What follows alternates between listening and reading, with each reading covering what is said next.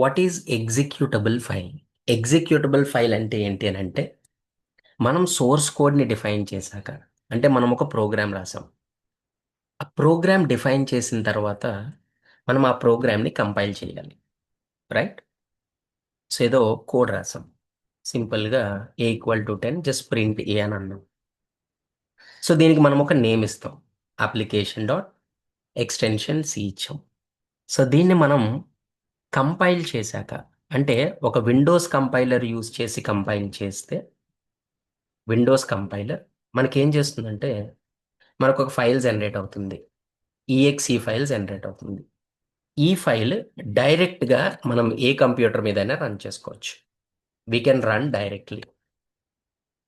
I mean Windows computer దేని మీదైనా run చేసుకోవచ్చు. అట్లాగే సపోజ్ నేను దీన్ని మ్యాక్ కంపైలర్ మీద రన్ చేశాను అని అనుకుందాం. ఇది మనకి డిఎంజీ ఫైల్ ఇస్తుంది. ఇది కూడా ఎగ్జిక్యూటబుల్ ఫైలే, but you can run directly on Mac మీద రన్ చేసుకోవచ్చు. ఈఎక్సి ఫైల్ని మనం విండోస్ మీద రన్ చేసుకోవచ్చు.